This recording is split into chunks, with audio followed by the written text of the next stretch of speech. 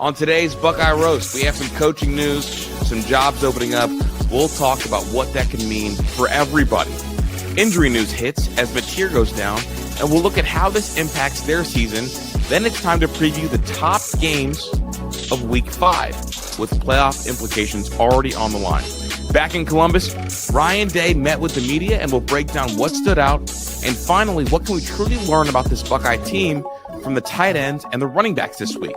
I'm Chris Drew. This is the Buckeye Roast with Ron and Q right here on Dead Air Sports. Make sure you like and subscribe.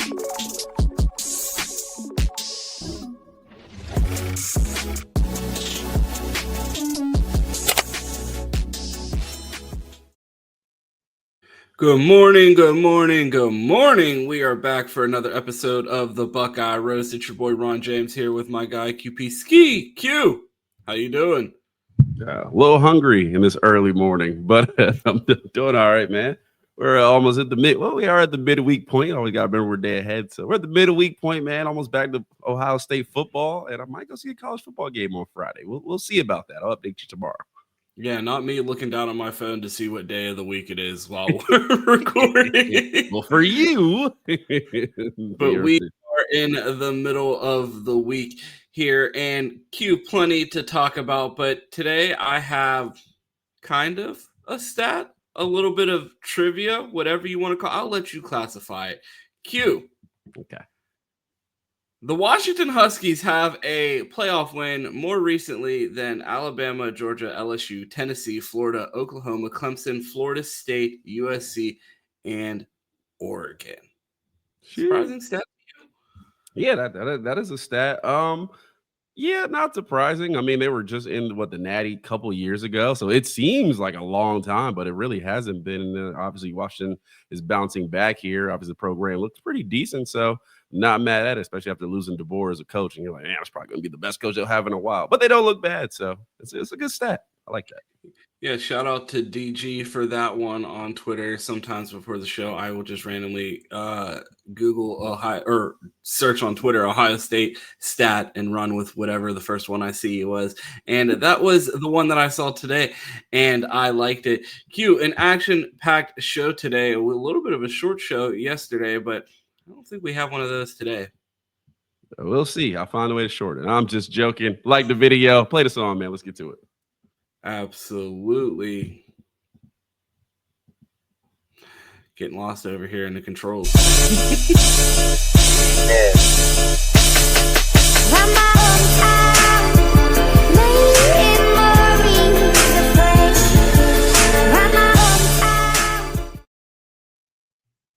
Q, allegedly there are other teams contending for a national championship. The Buckeyes are the reigning champs, and it feels like they're going for another national champion, but Vegas is doing their due diligence and has given other teams in the nation odds. So I wanted to see your thoughts on these, despite, I don't know, you see the Buckeyes at the top for a reason. And we're hitting that point of the season where, like, the SEC machine is in full swing, where they are like, bro, the hate for Ohio State is like a dog whistle when you watch ESPN. It is like they go out of their way not to say good things about Ohio State. But when Vegas and money gets involved, you know who the real top dog is. You see the Buckeyes with the best national championship odds.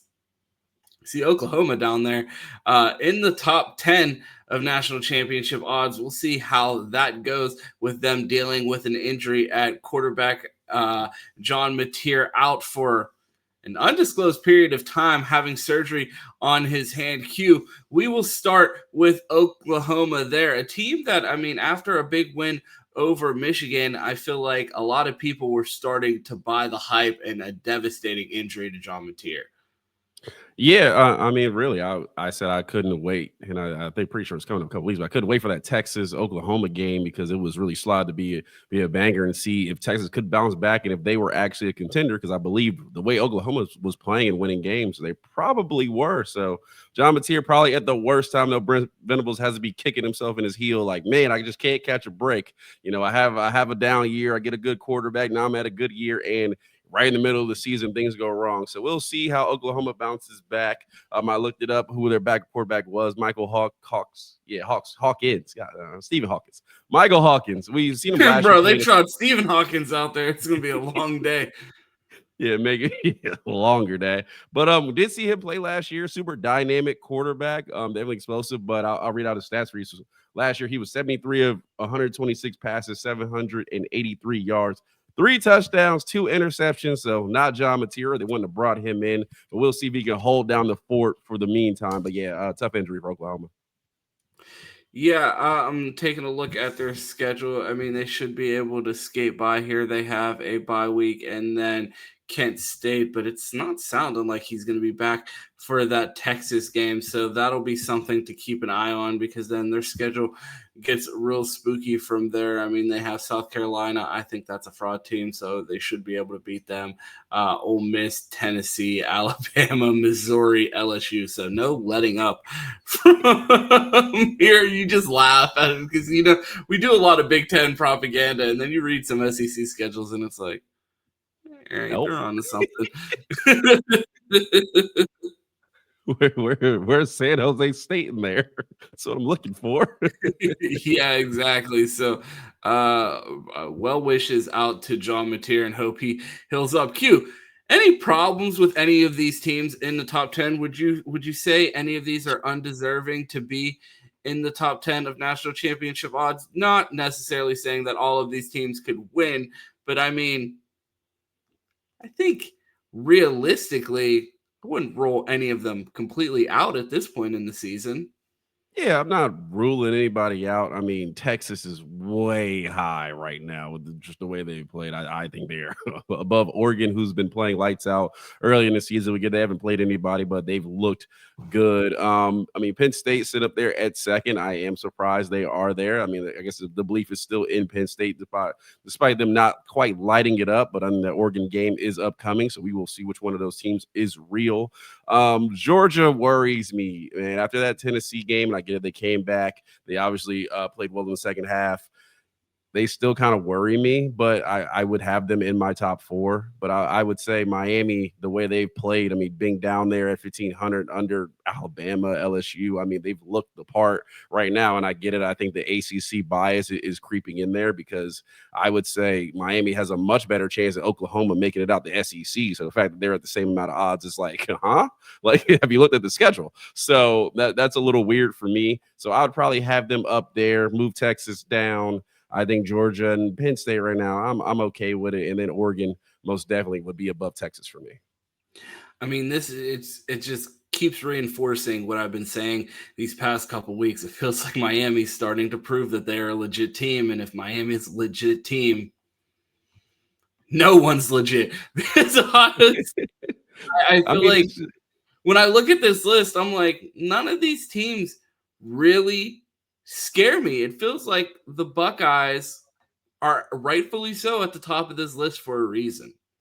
I mean, if I look at this list and I'm just thinking like, okay, Miami plays in the ACC, no other ACC team in here, the chance of them actually being in the playoffs is high. If I look, Georgia, Texas, LSU, Alabama, Oklahoma, Texas A&M, they're not even all going to be in the playoffs. So the fact that Miami only has better odds than one of those teams, it just logically just doesn't make sense. Like, at least if you look at the Big Ten slate, Ohio State, Penn State, Oregon, 99% chance they'll probably all be in the playoffs, even with a loss or two. So that's the part where I'm just like, who's really doing these odds here, and how are they all just stacked up in the same place? Well, BetMGM is doing these odds, Q. Look at the graphic. See it, but it's like, how did you get that number? Like, I'm not a betting odds person. I don't make odds, but I'm just wondering, how exactly did you get away with that? Q, I wanted to pivot a little bit and take a look at the top games in week 5.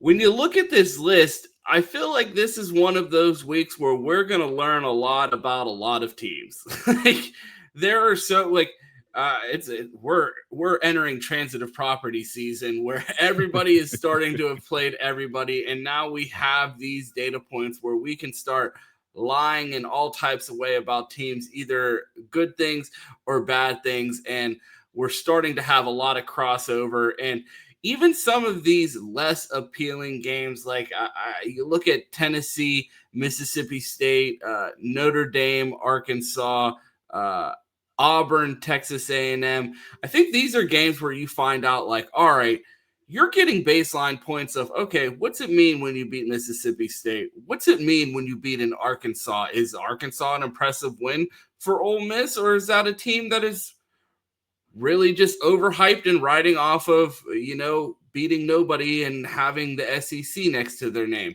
I'm excited about a lot of these games. And then you have the heavy hitters like Oregon, Penn State. That's going to tell us a lot about the Big Ten landscape going forward. Not Auburn. Well, you do have Auburn, Texas A&M, but you have Alabama, Georgia. Does Kirby Smart have an Alabama problem? So many things to look at this weekend, Q. What are you most excited about? Most excited, you got to start at the top with Oregon, Penn State. You're going to see is Penn State. We talked about them all preseason. National championship favorite people we're talking about, predicted to win the Big Ten possibly over Ohio State by some people, but we're going to find out if Penn State is for real. Oregon so far, like we said, they've looked like the team that's like, wow, they really bounced back from last year and they look ready to go. Penn State, we're like, okay, they got Jim Knowles out there, Drew Allar, maybe a top 5 Big Ten quarterback. He's going to have a chance to prove if he's worth it on Saturday, but you definitely got to look there. But without me taking the obvious pick, I would go down to number 7, USC, Illinois. We talked about Illinois, were they for real? We found out last weekend they may be, but they ain't Indiana. So USC is that team where they played really well early in the season. Illinois, we at least believe, is a decent Big Ten team. I don't believe they're as bad as people would say they are this week coming off that loss. Can USC actually state their claim? Because before they came to the Big Ten, I was on the soapbox like the Big Ten needs USC. They need another power outside of Ohio State. We got Oregon. We never got USC. So this is their opportunity to say, like, hey, we're adjusting the Big Ten ball. We're playing pretty well. They can get that win. I may start to, use some of that money I made off my Artwell Reese residuals and buy a little USC stock. Think about how long we've been doing this show. When we first started doing this show, they used to put our head coach's name in the same conversation as Lincoln Riley at every turn. You couldn't escape it. Who's the better play caller? Who's the better head coach? And now you're seeing people on the timeline like, is Ryan Day going to be the next Saban in college football? And it's like, man, how the turntables, as they would say. Yeah. Even at the time, that conversation was ludicrous because Ryan Day had at least put in elite defense on the field that we haven't seen from USC since 2006. He at least had done that part. But that would be a good throwback tweet. You should tweet that tomorrow and be like, are we still comparing Lincoln Riley and Ryan Day, or where did y'all go? Yeah, I just go off on a random spree of quote tweets of old tweets from 2022, 2021 of people comparing Day and Lincoln Riley. I wanted to circle back to that top game, though, and talk a little bit more about this Oregon Penn State matchup, because I feel like this is going to define so much of the Big Ten picture going forward. But I think it also may define an era. And I feel like it's a Drew Allar era game, because if he goes out and loses to Oregon, I feel like it solidifies everything that people want to believe about Penn State, that they just cannot do it. They have a ceiling on the program in this current construct of college football. And it feels like Drew Allar is potentially a guy that can't win the big game. Do you have a Drew Allar resume game that you point to when people tell you that Drew Allar is a top pick and a guy that's going to be elite in the NFL one day? Do you have a memory of Drew Allar elevating this Penn State team to another level? Yeah, I really don't. And the most thing I've heard about Drew Allar is his potential too. And we talked about this offseason. They went out and they got wide receivers because that was a struggle at Penn State for whatever reason, even though was it a struggle, or is it a Drew Allar problem? Because you look at Trey Wallace going absolutely crazy now that he's not playing with Drew Allar. Is it a Drew Allar issue? I don't want to believe it's a Drew Aller issue because I think Drew has all the tools to be successful. Is it a coordinator issue? I mean, they didn't feature no wide receivers last year when they really should have, because there's no way you're going to win a natty not only passing with tight ends. It's just not possible, in my opinion. So I don't really have something to point to Drew Aller for, but this is his time. And I mean, a bigger conversation would be they were one game from a natty last year. We get it. They played Boise State and they were never going to have a chance, but they were one game away. So I would say it's probably a question of more a Big Ten cap than a Penn State big game cap. Because I believe if we were to throw them in the playoffs, I think they could get a win. I mean, you look at Tennessee out there, Georgia out there, Alabama out there. I could see a day where Penn State beats one of those teams in the playoffs. I just think when you look at the machine Oregon's running with their recruiting and the money they're spending, and Ohio State is Ohio State, Penn State is just probably not going to be able to win a Big Ten championship, or they're going to have a great year to do so, because I feel like those teams are so consistent, especially the way they're modeled now, that Penn State is just not going to be on that level. They don't recruit the same. Clearly, they don't develop the same offensively as those other schools. I just think there's going to be a Big Ten cap, but that doesn't necessarily mean Penn State can't get over the hump and be back in the Final Four or in a natty. It's a nice deflection for Drew Aller. I don't know what they're paying you to not put this blame on him. I'm sitting over here looking at Harrison Wallace's stats at Penn State. He had 46 catches last year with Drew Aller, 720 yards, an average catch of 15.7 yards, and 4 touchdowns for the season with a long of 50 yards. He has been at Ole Miss for all of 4 games, has 16 receptions, 343 yards, average of 21.4 yards per catch, and 2 touchdowns with a long of 55. But hey, it's the receiver's fault, right? Drew Aller clearly has to play better, but I will follow up that with a question for you, Ron. Could you see Penn State in the playoffs? Because we firmly believe they will be in there right now, beating an Alabama, a LSU, a Tennessee, a Georgia. Do you believe they could get a win this year in the playoffs if they played those teams as things look right now? No, not as they look right now. Unless Drew Aller shows an ability to win in a big game, I don't think so. And I feel like he has the potential to be Jim Knowles 6 again. Like, you have the defensive talent, you have the weapons around him, but is he going to be able to get it done in a game when you need him to do it? And I'm looking at, I like this Penn State defense matching up against this Oregon offense. I think Jim Knowles against Dante Moore in that environment, I feel like he's going to have a game plan schemed up for him and at least make it difficult on him. Even in the Buckeyes were still in that game with a chance to win, even in the game where Ohio State played terrible against Oregon. You know what I mean? So, yeah. I think this Penn State team has an opportunity with this defense to be in this game and have a chance to win it. It's all about, does this alleged first-round quarterback have it in him to go out there and take this game from Dan Lanning and the Oregon Ducks? Yeah, I mean, I agree with you 100%. I mean, this is a game where he has to play well. I mean, we know Jim Knowles very well. If Penn State can score 28, probably walk out with a win.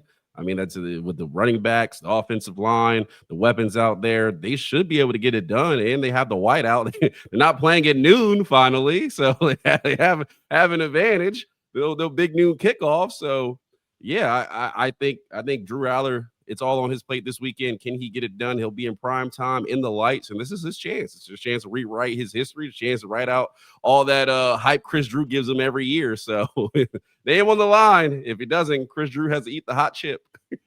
Yeah, I mean, I feel like this is a great quarterback evaluation matchup here. Chris is a big Drew Aller guy, and infamously Dante Moore, the number 1 overall recruit in the 2023 Ron 3 rankings.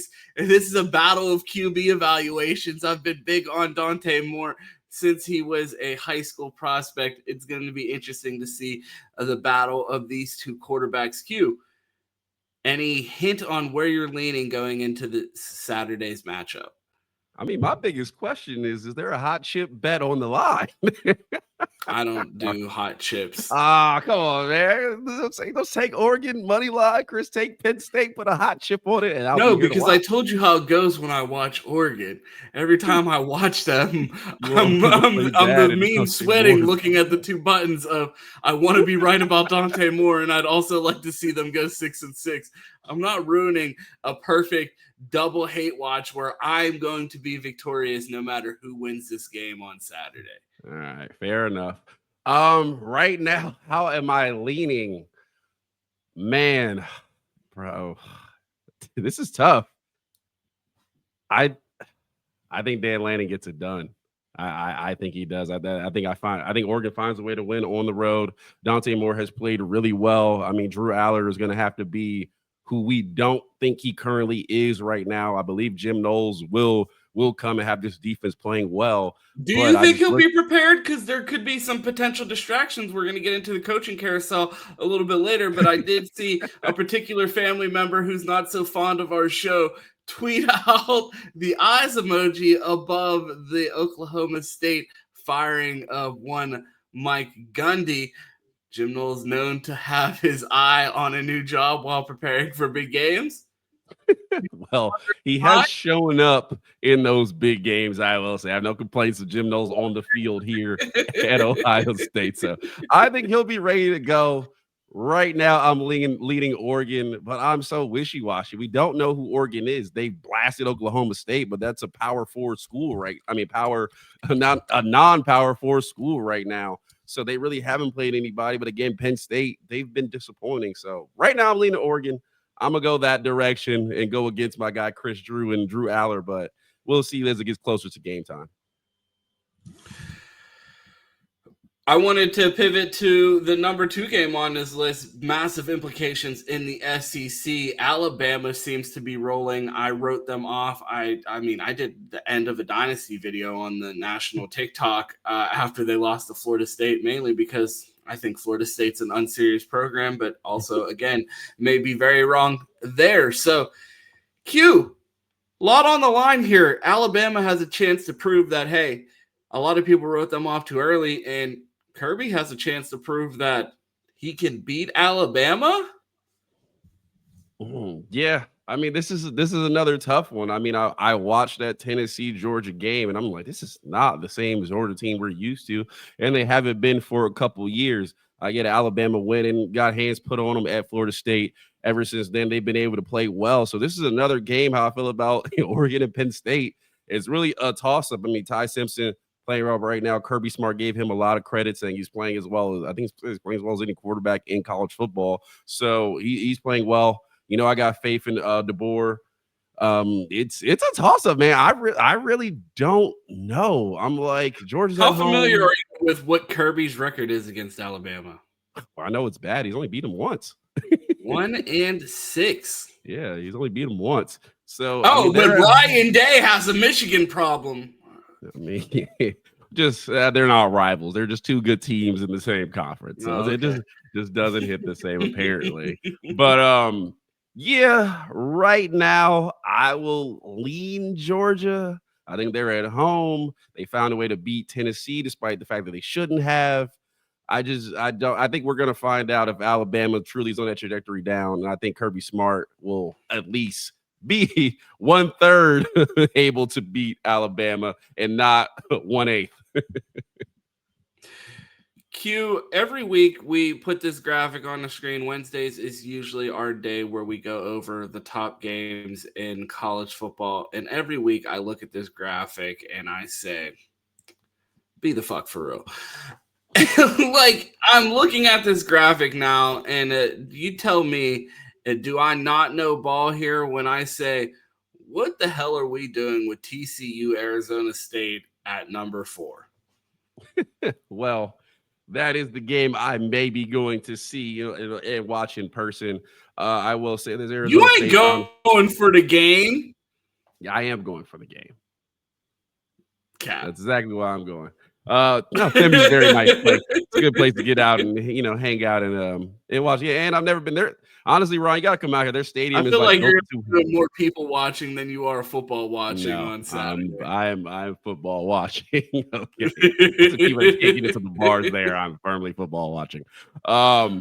Yeah, so I think it's an interesting game. I mean, Arizona State came in with a lot of hype this season. The loss of Mississippi State, which is like, well, damn. Okay, how good is this team really? But they bounced back. Let the graphic maker tell you Mississippi State, Tennessee, top 5 matchup of the week. They're telling us something. But TCU's ranked right now, 24, I do believe. So I think it'll be a good game, man. I think it'll prove something. I mean, the atmosphere will be good at Arizona State. There's something they're going to deliver on. The atmosphere is good. I'm interested to see this game. And again, I'm looking at ticket prices tonight. I'm trying to see how much this is because I'm trying to be in the building on a Friday night and see if Arizona State can truly bounce back and get somewhat a hold of the Big 12 and be back in the playoffs. Q, I have breaking news, a little peek behind the curtain of how the show comes together. I use the ESPN master schedule throughout the week to navigate when we're talking about national topics. And when you're looking at the previous week, it's sorted by ranking. I'm just realizing now it's sorted by time. When you're looking at future games, and it has been perplexing me for weeks now. Like, why is it sometimes sorted by ranking and sometimes in this sort that I can't figure out what it is? And it's time. Time is what it is. Fair enough. I was looking for this Tennessee-Mississippi State game, and I'm looking at the ranked games, and I couldn't find it, but I do find it here at 4:15. Q, potential upset alert, or is Mississippi State a fraud? I think Tennessee will be fine. I don't really have faith. Arizona State's problem when they went out there is they went out there with one wide receiver, and they said, okay, this is the SEC. We can at least do that part. So, yeah, I think Tennessee. Actually, I have a lot of faith in Tennessee, man. When I see them at 15 in the ranking and Georgia at 6, I'm like, am I the only person that watched the game? Like, did somebody else watch the game? Like, clearly, Tennessee was the better team in most of this game. So, I mean, we'll see here. I think Tennessee should take care of business, and I'm looking forward to them to be in the SEC competition. At worst, they should be on the fringe of the playoffs and back there this season, as far as I have right now. So, I think Tennessee will be fine going to play Mississippi State. But things get weird in the SEC. You go out of Mississippi State, I don't know, athletes just start running faster. Must be something in the air. They just start becoming pros out of nowhere. So we will see. You know how that goes. Q, I feel like half of these games on this graphic could all be classified as potential fraud alert specials. And I want to start right at number 3. I feel like Ole Miss has a chance to pull LSU's pants down this game.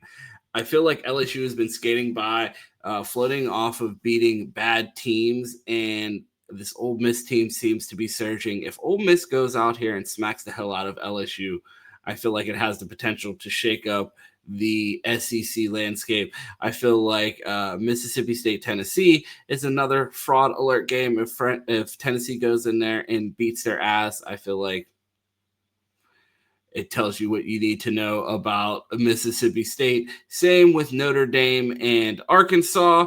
And I put all of these games, and I also put Texas A&M, Auburn in that category because I feel like it has the potential for one of these teams, not sure which, to embarrass the other one. And I think all of these games have the chance to get lopsided and expose one of the other teams. Would you agree with that assessment of potential fraud alerts on all of these games?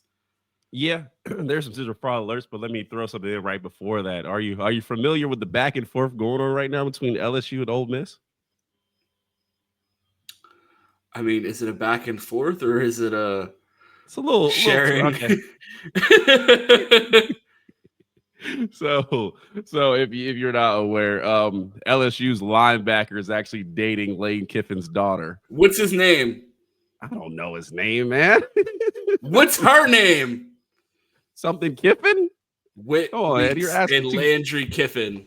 Yeah, there we go. Okay, so they posted going official this week on Twitter, and Lane Kiffin responded with "Bet the over." reply in the post. So this might be the most anticipated game of the weekend. Lane Kiffin talking big cash shit is gonna put the LSU linebacker in that defense on blast. So that's an interesting one, but I will call fraud. If Notre Dame go down and lose to Arkansas, I'm gonna be pissed. So I'm calling fraud on that game, and I think Texas A&M is a better team than Auburn, and they should win that game convincingly. Everybody's like, oh man, you'd imagine Weeks is probably talking crazy to Lane Kiffin during the game. I'm like, no, probably not. Like, if you actually have any respect for his daughter and you're gonna have to see him again, like, how crazy are you about to talk to this man?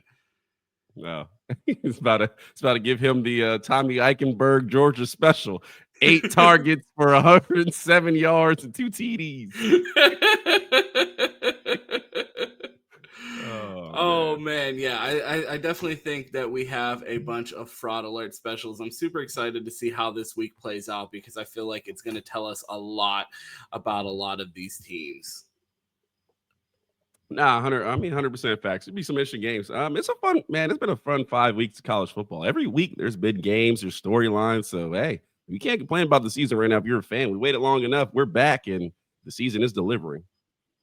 Absolutely. It has been a great season so far, and hopefully it continues to be exciting. And by exciting, I mean in the form of a lot of parity outside of the number one team being the most dominant team in the country for the rest of the season. While we're on the conversation of the number one team, Q, I wanted to ask you, with all the games, actually, I'm going to throw the graphic back up on the screen. With all the games and potential big wins on the line this week, could we see a new number one next week, or would you say Washington is a quality enough opponent that if the Buckeyes go out and handle business and cover the spread, they should remain the number one team in the country? What would you need to see from one of these matchups for Ohio State to lose that designation as the number one team in the country? Oh, gosh, there'd have to be a top blowout win. Like LSU would have to obliterate Ole Miss.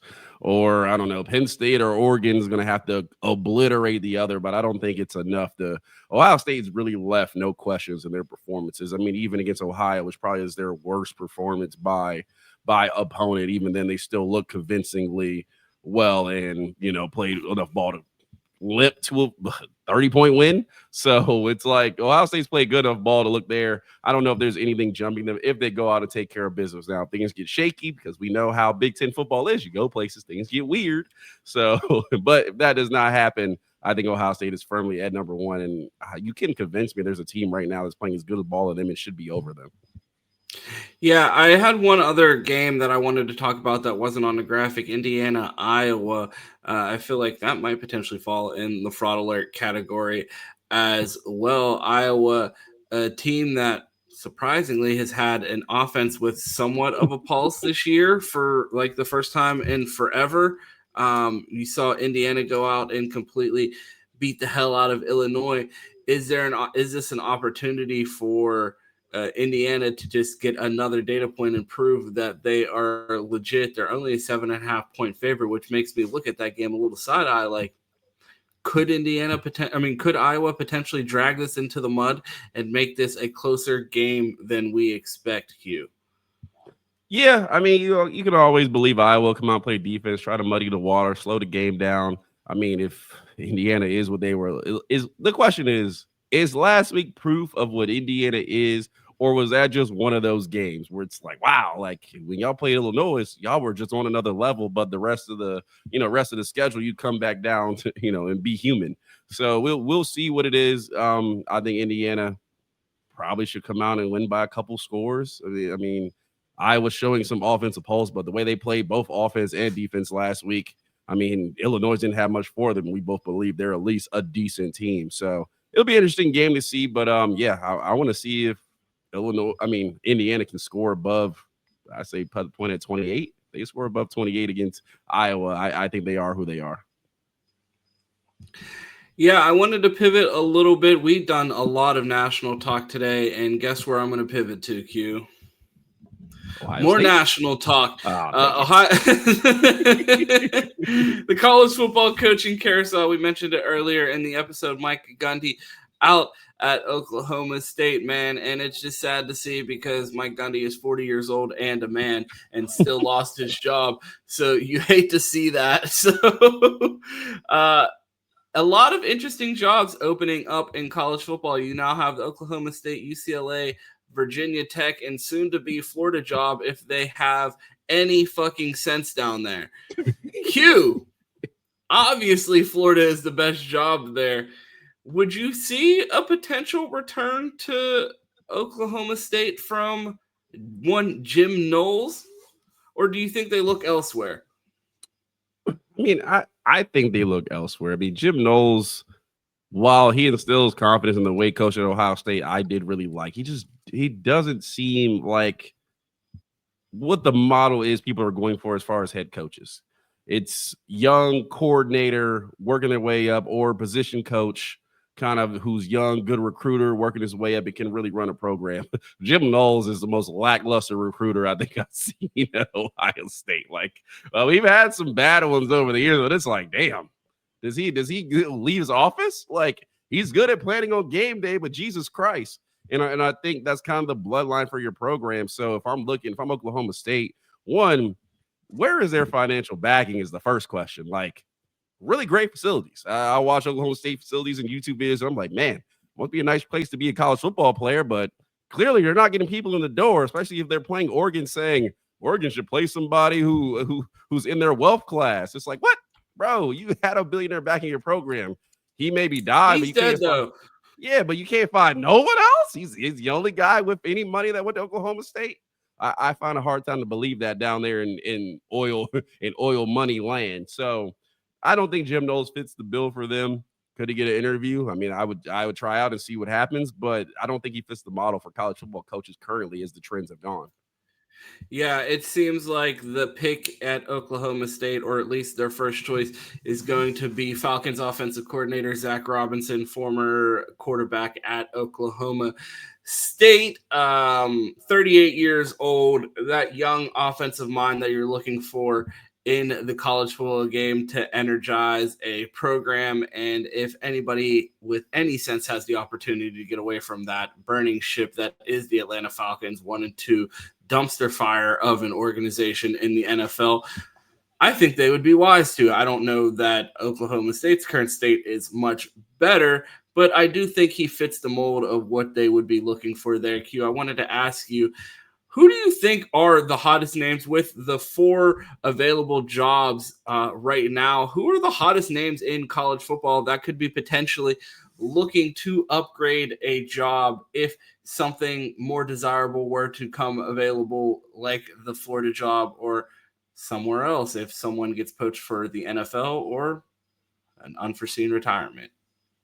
I mean, I think you got to start with Fred Brown. I mean, he's definitely up there as one of the hottest coaches in college football. Obviously, he's shown he can go from position coach to a head coach and run the program. And I mean, Syracuse, I think by all indications, like the last 2 years, has been a very big success at Syracuse. I mean, beating Clemson, we get Clemson's down, but it's still big for their program.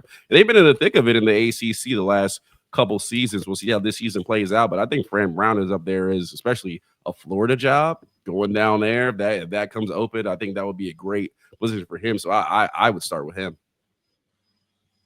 Yeah, I mean, I definitely think Fran Brown is the first name that I would imagine a lot of teams are thinking about right now. And I feel like he's a guy that can go win anywhere. Like, you see this blueprint that he has of like, I'm going to go get someone and we're going to throw the ball a lot and see how it goes. Like, we'll figure this defense thing out. We'll figure everything else out. But I'm going to go out there and I'm going to go empower a quarterback. I'm going to go out and get guys that people told me are throwaway players that they don't want in their program. And I'm going to go make them 100-yard receivers and 100-yard a game receivers. And you see what he's doing at Syracuse. Not an easy place to recruit. We've done our episodes of places that we'd visit if we were Division I athletes. Syracuse, not in my top 35. Yeah, another name out there was on a place that I would visit is Dillingham down over here in Arizona State. I mean, the way he has that program buzzing. I mean, last year was a huge success. He's a great offensive mind. We see where he was able to do at Oregon and the way he runs his program.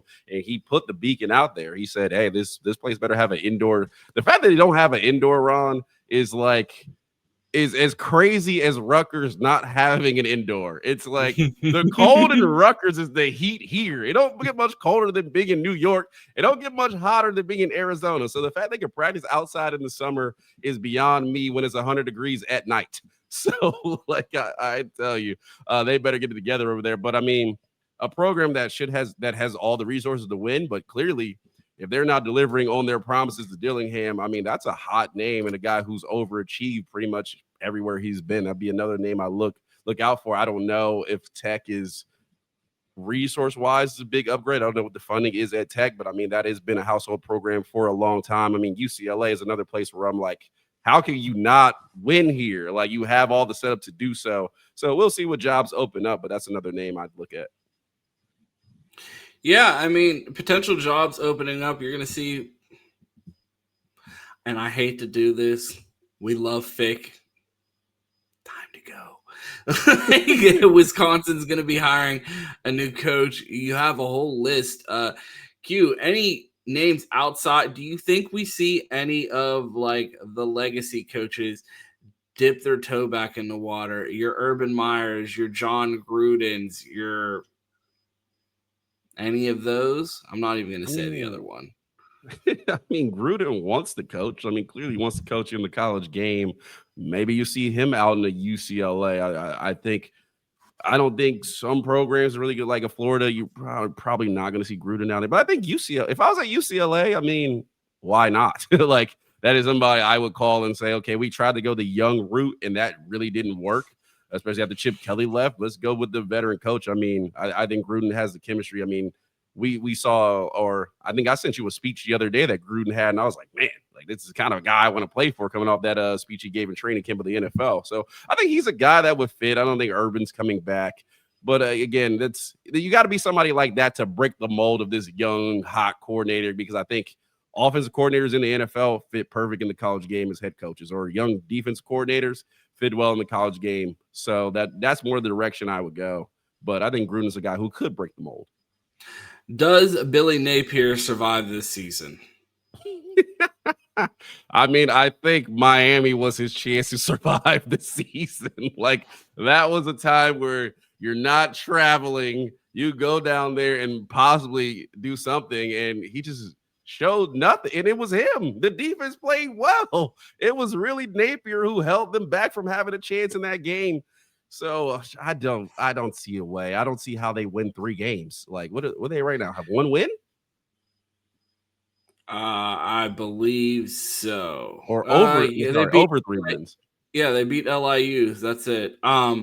Q, do you go after Lane Kiffin for that job? I don't know, man. I really don't. I really don't know. Like, Lane Kiffin to me is just like, I feel like just Ole Miss is like the perfect place for him. Like, it's felt like a fit since he's really got there. I think Ole Miss has played well. They've never quite gotten over the mountaintop. I get people say like Florida has more resources, which they do. You'll probably get better defenses in Florida, which you probably will. But I just don't know, man. When I'm thinking about starting my program, Lane Kiffin is just not a guy I'm like, if I'm in Florida, I got all the resources. Let's go get Lane Kiffin. Like, it just doesn't feel like the guy that I would just go grab and build my program around. Yeah, but it doesn't feel like there's a long list of great names for a job of that caliber that people would be willing to go take it. Yeah, but I mean, there'll be people out there by the end of the season. There'll be people looking to upgrade, and there'll be a lot more openings, we would think, because people get fired and you're like, huh, what happened? So I think Florida is just a big enough job where, I mean, Florida should be elite. There's no reason year in, year out they shouldn't be a top 10, at worst top 15 team. You're in the state of Florida. You have the talent. You have the backing. You have the funding, clearly. They paid Lagway a ridiculous amount to come there, so they say. So it's like, if you have all that stuff, get you a coach who's going to be consistently in the top 10. And I don't believe Lane Kiff's been a lot of places. I don't think he would have Florida consistently in the top 10. It's going to be like a year on, year off type of thing. for me, in my opinion. So.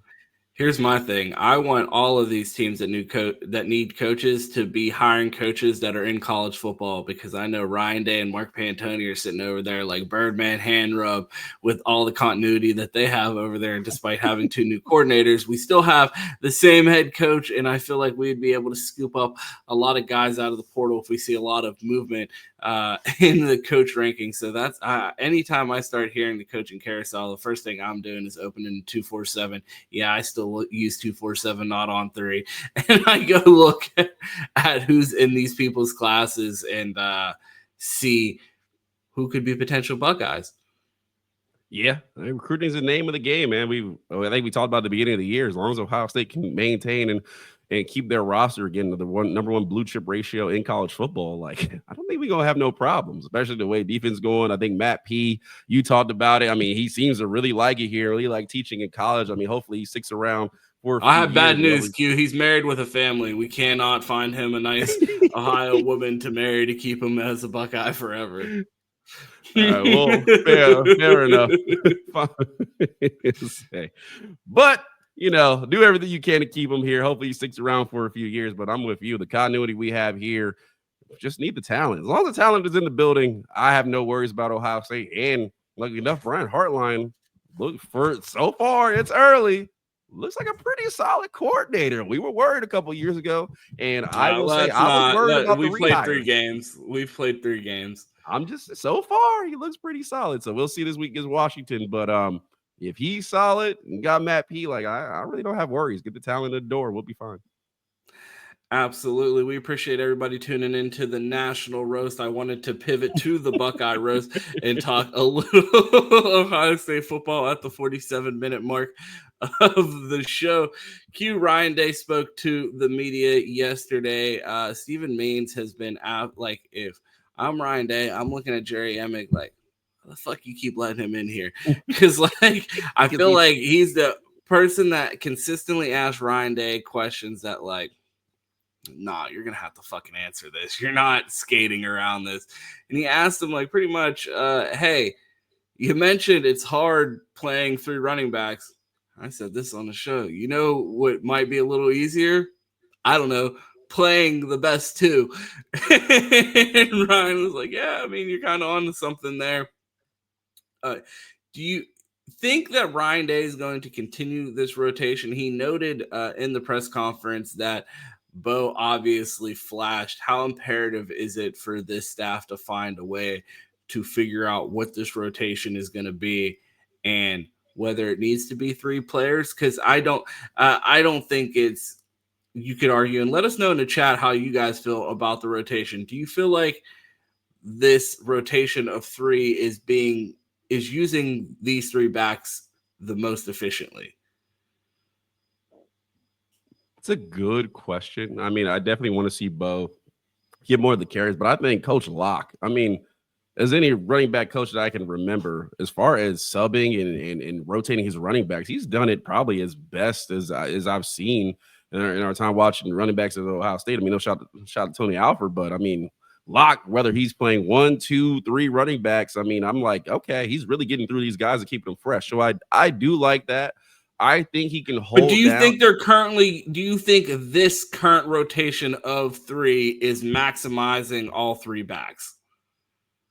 I mean, it's hard to play 3 and maximize all 3. I think no, I would say I think Bo needs. Do you think we're maximizing any of them?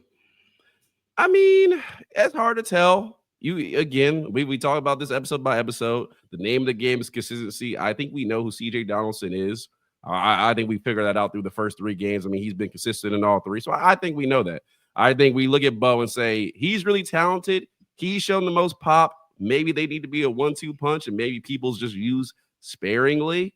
And we see James people, and we say, okay, he's not shown as much pop, but we know he has the talent. So I would say no. I don't think you're getting the best out of James Peoples and Bo Jackson, but clearly Bo Jackson has shown the pop that he needs to play more. So I would say it'd be him 1, CJ Donaldson 2, and let them go. And if Peoples can find a way to work his way back in the rotation, whether it be practice or later in the game, I'd be okay with that. But again, I'm on the line with you. I think Bo needs to play, and we need to really find out what he is against a Big Ten opponent on the road to Washington.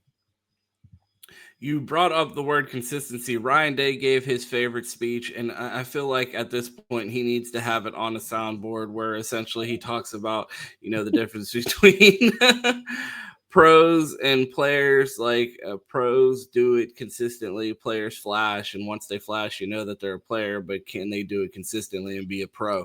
And that's what they need to play.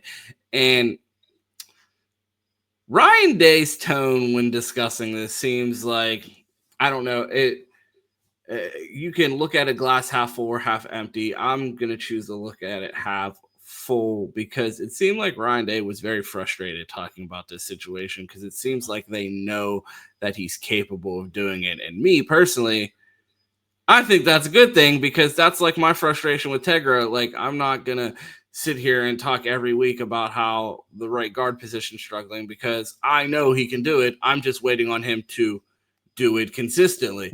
And I feel like that's what we're doing with Edric Houston's situation. And I talked about Taiwan Malone last week.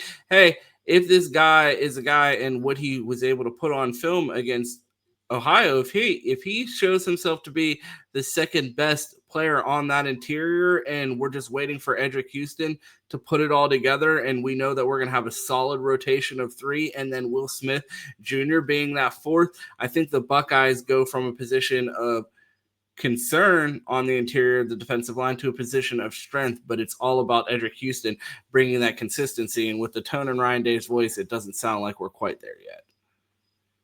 Yeah, I mean, I'd agree. And then even going back to Bo Jackson, I mean, he didn't get a chance to play against Texas, so this will be a level up for him, and we'll actually find that out. I mean, I want to give credit, but it is Ohio and Grambling State, and we're chasing a natty, so we're going to play some better teams. As far as Edric Houston, like, I mean, I agree with you. I think Tyrone Malone played fine. It's against Ohio. Like, what are you going to do against a Washington? What are you going to do when we play Penn State? I think a lot of those questions for most of these players that we're talking about in fringe positions, it's still up for grabs. We don't know quite, I mean, the two non-conference games, we figured, hey, everybody can shine. I think if we gave different players a bunch of time, they would have looked good because it was Grambling State and what. All right, Ohio. Disrespecting the HBCU. I see what we're doing during Black History Decade, but all right, saying, continue.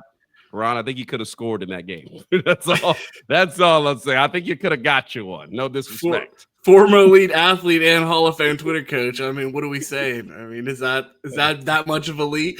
I mean, hey, when does UCLA play Grambling State? Because we might be able to get in and we can find out. I'm about to have Slippery Rock send the transcripts over to UCLA. I definitely could walk on there at this point, the way that program's looking. So, I mean, I saw Ohio State's club team was beating ass. Some of those guys might want to give a call out to UCLA. I heard it's nice out there. I see the top matchup, Ohio State versus George Mason, my dad's alma mater. So, hey, number one, number two teams in club football in the nation. So, hey, if you're in the area, go see that game. But, yeah, I think we're going to find out a little more this week again. Some people are worried about Washington. I don't think on this show we are. We're like, okay, Ohio State, play your B game, and you walk out with a comfortable win. So, yeah, I've been doing a lot of research and listening to a lot of people talk about this matchup. And the more and more I hear people talk about this matchup, and even while I feel like people are saying things while they're telling me that this is going to be a close game that make me go, meh, I don't know about that. I'm like, I was listening to, I think Tom and Tony, and they made the great point, and it reminded me of like when my ears perked up last year when like Indiana was like, we're going to play man. I'm like, okay. You do that. We'll see how that goes. And Ryan Day said in his press conference, despite them saying that they are going to play man, he expects them to do more than just that. If they come out here and try to play man, I'm going to have to prepare my SFE drafts because I'm not going to be able to tweet fast enough during the game if they come out here and try to play man.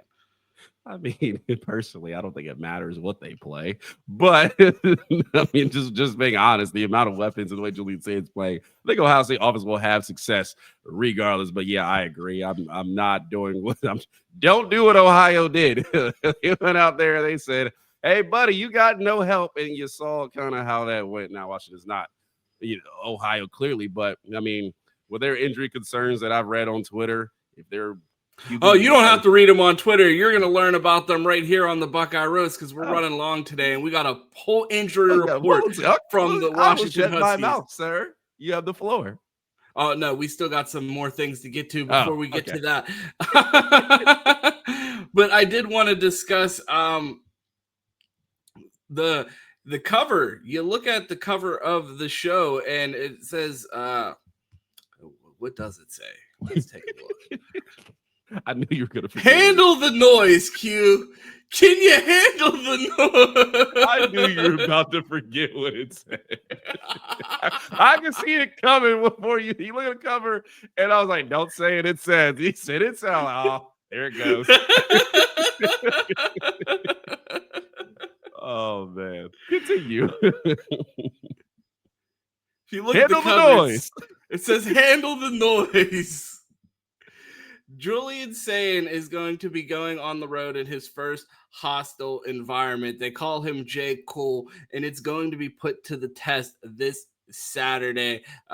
They were talking in the press conference about could this stadium potentially be louder than Autzen? A lot of Buckeyes players said that was the loudest stadium that they ever played in. They have this 22-game home winning streak. I called it a 23-game home winning streak on yesterday's show. I hope I didn't curse the Buckeyes. Hope that doesn't happen. Yeah. So let's hope that doesn't happen. But yeah, Q, is Julian Sayin going to be able to quiet the noise, or is it going to be a complete ruckus environment out in Washington?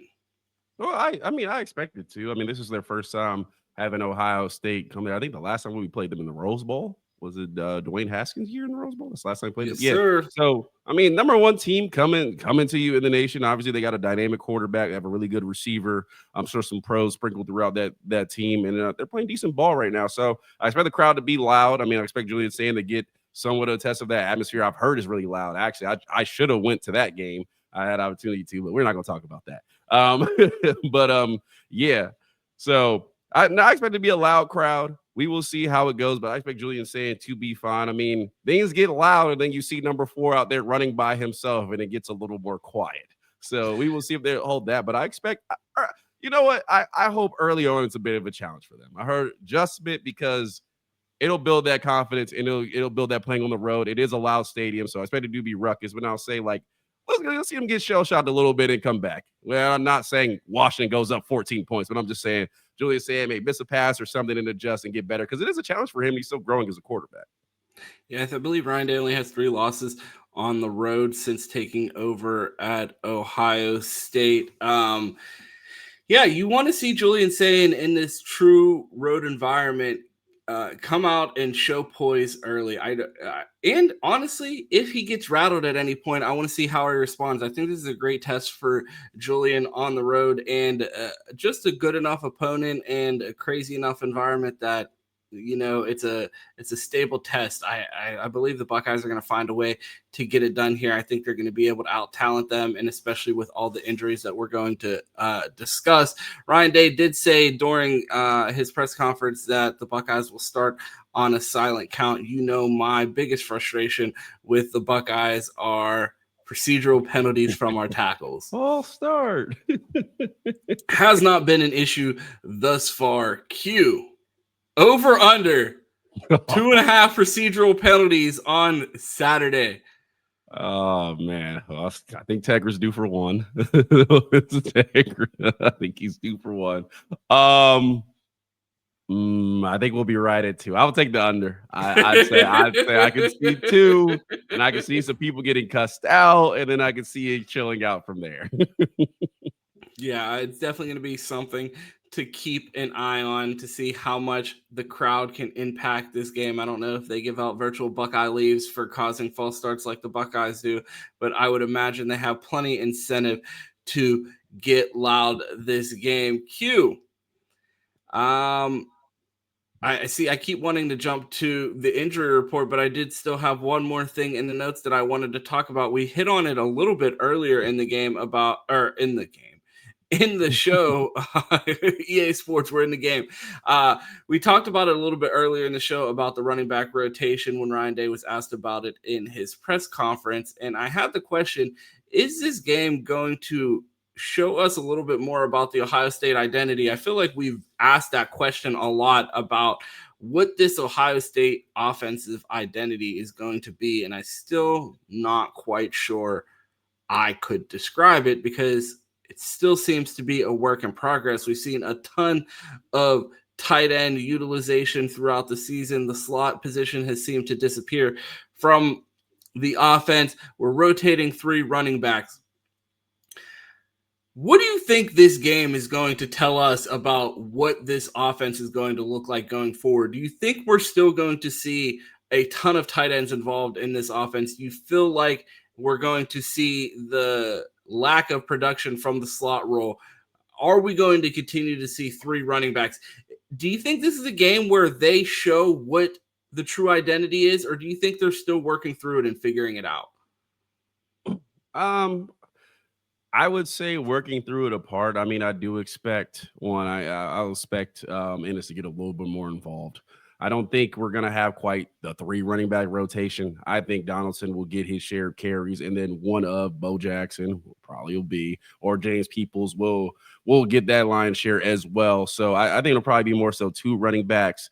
I mean, I think the tight ends, and maybe this hurts Brendan Ennis a little bit. I think the tight ends have earned what they've gotten. I mean, we talked about Will Casimir really playing well. We know with Matt Clare, he showed we got a touchdown last game. I think, and then Bennett Christian's been good. Jelani Thurman's been good. I think they've earned the snaps they've had. I mean, so it's hard for me to say, Ennis needs more touches because it's like, well, it's hard to take touches. It's hard for me to tell you, well, we should take touches away from the tight ends right now with the way they're playing. But, I mean, I said it earlier in the week, I think Ennis needs to get involved in some sort of fashion. So I think he will. I don't think Brian Hartline will be like, let me get another game without one of my receivers even getting a target. So I think he'll find a way for him to do that. I know they asked him about a wide receiver rotation. Don't think that's going to happen. I think the tight ends are going to take the lion's share, but I think Ennis will be a little more involved. Q, we're finally here. The injury report. It's been a lot has been made about this matchup and it potentially being a trap game, and I have refused to entertain that in any way this week, specifically because of the injuries that Washington is currently dealing with.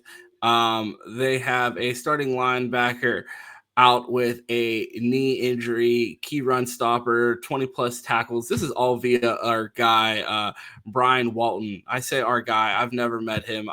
He's officially my guy because he did such an excellent job putting together this injury report. He said the replacement is a freshman, talented, but no starts. Depth is thin in that in that linebacker room, and they lack experience. They have another linebacker that is questionable, undisclosed, has dealt with knee issues in the past. Among 10 potential unavailable, if out, Carson Bruner Jr. or freshman, the house that we just talked about, potentially filling in that role again, emphasizing the depth issues being that they're dealing with 2 linebackers out and they're filling potentially 2 roles with the same guy. We'll see how that goes. Cornerback Tacario Davis, senior transfer from Arizona, undisclosed status, potentially out this game, missed the Washington State game. They think that he's gonna potentially play. If he's not, Elijah Jackson would potentially get time in that role. Their nickel is questionable. I've seen a lot of reports thinking that he is potentially out. I feel like that would open up a lot of things and add a mark to the defense if he is out. And they're also missing a defensive lineman in Javen Parker, still out with an Achilles tear. Obviously, probably going to be out for a while. Big loss for them up front. Q, I feel like even on their best day at 100% strength, this was going to be a tough matchup for Washington. Given the injuries that they're dealing with right now, I expect this to be a field day for Brian Hartline as far as finding ways to exploit a team that lacks depth. Yeah, and especially, I mean, you talked about what has performed well for Ohio State so far, the tight ends and the wide receivers, and I'm hearing corners and linebackers. So maybe the safety step up and handle the tight ends, but not great news in there. Well, I hope everybody questionable is able to play because we want to see Washington at full strength, so definitely do that. Also, too, we need Brian to work for Ohio State because that's more injury report news than I've gotten in the last 5 years from the Buckeyes. So if he's looking for another school to work at, come on down. We need you. Yeah, it's going to be tough, man. I want to see them at their best, but yeah, I went on Twitter and I was like, I've heard stuff about maybe their wide receiver 2 as well. I don't know if that's confirmed or not confirmed. Somebody tweeted it out, so they'll tell you, but it's a little rough. Like I said, I don't know. Was that from the Washington State game? I may need to go rewatch that because they must have been hitting out there if all these guys are milking injuries. Must have been a rough game, but hope everybody gets healthy. Hope soon, but yeah, it makes it a little easier to travel out there for Ohio State. And again, I think Brian Hartline thought his call plays really well. This defense is missing people. It's not going to make that any easier. Q, I have one trivia question before we get out of here. It's been an action-packed show today. Q, yeah, what does the graphic say for today's show? Is it quiet the noise? No, it says handle the noise. I got it. We put it up there. I got it. Handle the noise. Y'all saw that. I said it. Oh, we got sound effects now. We got a big budget around here. Oh, yeah. I said it before the graphic went up there. I caught myself. Embarrassing. Unlike you, I don't make the graphic, so I should have a lesser chance of knowing. All right. Q, that's all I have for today. I mean, it's been a fun show, I think, a lot here on the National Roast. Let the people know where they could find you if they enjoyed this 66 minutes of nonsense. Well, you've shown you can handle the noise, but can you handle the roast? If you can do that, like the video. Make sure you do that. Hit that sub button here on Dead Air Sports. If you want to find me, I'm CityBoy Quentin on Twitter, Flying at Johnson on Instagram, and here Monday through Friday. Make sure you hit the comments. Definitely, we've been booming lately. Videos have been doing well. Got a lot of content dropping. So, make sure you check out the show Monday through Friday for my guy Ron, who's putting in the work. Waking up early, staying up late, all that. Actually, I have not woke up early. I have not been in the live chat or tweeted out the show the past 2 mornings because your boy has been sleeping. But I will be up for tomorrow's show. I will be in the live chat there to hang out with everybody. If you want to find me, you can find me weekdays here on the Buckeye Roast on Dead Air Sports, Monday through Friday at 8 a.m. here with my guy, QP Ski. You could find me in the Bleacher Report app post games with Chris Drew for instant reactions. You can catch me on the timeline on X at 2Ts. It's 2_TES. Q, you know how this thing ends. I almost forgot how it ends, just like I forgot what's on the cover. One more time. Q, what does the cover say? Handle the noise. Handle the noise. You know how this thing ends. It's always go Bucks. And of course, OH. I-O.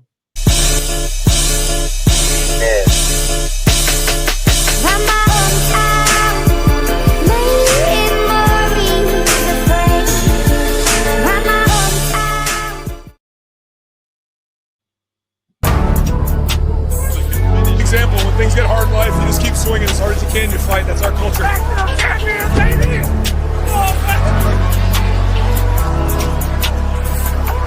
I promised you we had a plan. Remember that we talked about a plan? The plan was infallible. Part of that infallible plan is getting a team prepared, ready to go, so we start practice. Our coaches know what we got. And there's not one person in America I trusted more than Coach Mick and that staff. Think about this. 130 teams either today, they report, or they've already reported. 130.